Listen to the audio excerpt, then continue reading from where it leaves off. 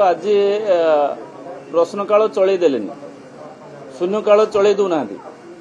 लक्ष लक्ष टंका कोटी कोटी टंका खर्च हो विधायक माने अंचल प्रतिनिधित्व कर विधानसभा कथा रखिए अंचल उन्नति विषय कहे असुविधा सुविधा विषय कहे किंतु एमाने जानी शुणी चलई न देवार कौन उद्देश्य आपण मैंने जानीपारे गतकाली जो चाकरी क्षेत्र में अनफेयर मीन्स जो प्रिवेंशन जो बिल आसिला ताकू मध्य से विभिन्न रूप से विरोध कले एवं विरोध करी अपील थिला जे एटा को तर्जमा करने आ पेरिजुआल करने आहरी किसी समय दि जाऊ।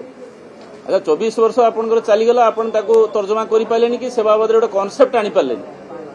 आ चलीला परे सरकार आसिला परे भी जदि विरोधी दल तरफ जदि बिलटा आस्तांता ताने आहरी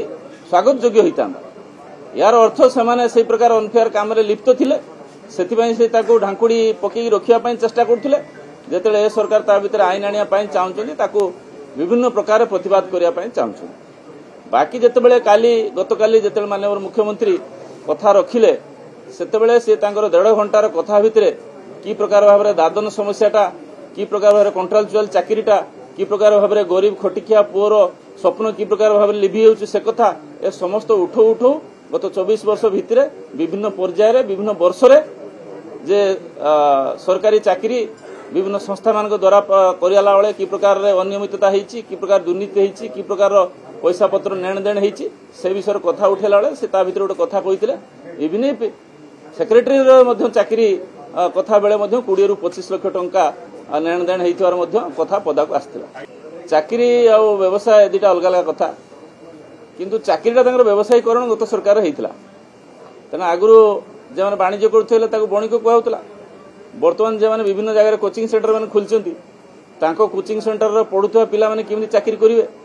एवं से माने किमिति भलो जे माने पैसा दिया निया करि परिवे से माने किम देबे सेति पई आम पाखर मध्य तथ्य अछि जे से मानकु नेइकरी कोचिंग सेंटर भितरे तांक पाखर मोबाइल रखि नै तांको समस्त प्रश्न पत्र एवं समस्त तथ्य तांको देई तांको आनिकरी इंटरव्यू सेंटर आनिक छाडुथले ता मध्य आउर तथ्य अछि जे से चाकरी संस्था मानकर कर्मचारी मान द्वारा की प्रकार भाव अपॉइंटमेंट लेटर प्रिंट करके दिया होता ता मध्य अछि।